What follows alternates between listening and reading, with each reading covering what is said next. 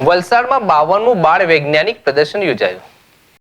આદિજાતિ વિકાસ અને પ્રાથમિક, માધ્યમિક અને પ્રૌઢ શિક્ષણ મંત્રી કુબેર ડિંડોરના અધ્યક્ષસ્થાને વલસાડ જિલ્લાના ધરમપુર તાલુકાના કરંજબેરીના શ્રીમદ રામચંદ્ર ગુરુકુળ ખાતે ગુજરાત શૈક્ષણિક સંશોધન અને તાલીમ પરિષદ ગાંધીનગર આયોજિત અને વલસાડ જિલ્લા શિક્ષણ અને તાલીમ ભવન તેમજ શ્રીમદ રામચંદ્ર ગુરુકુળના સંયુક્ત ઉપક્રમે ટકાઉ ભવિષ્ય માટે વિજ્ઞાન અને ટેકનોલોજી વિષય આધારિત રાજ્ય કક્ષાનું 52મું બાળ વૈજ્ઞાનિક પ્રદર્શન ખુલ્લું મૂક્યું હતું.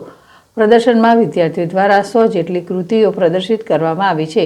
આ દરેક કૃતિઓનું કૃતિદર્શન કરતી પુસ્તિકાનું મંત્રી અને મહાનુભાવોના હસ્તે વિમોચન કરવામાં આવ્યું હતું. કાર્યક્રમમાં સાકુરા એજ્યુકેશન એક્સચેન્જ કાર્યક્રમ અંતર્ગત જાપાન ખાતે શૈક્ષણિક પ્રવાસ માટે પસંદગી પામેલા વલસાડ જિલ્લાના 3 વિદ્યાર્થીઓનું અને કૃતિ પ્રદર્શન કરનાર વિદ્યાર્થીઓનું ટ્રોફી અને પ્રમાણપત્ર આપી સન્માન કરવામાં આવ્યું હતું.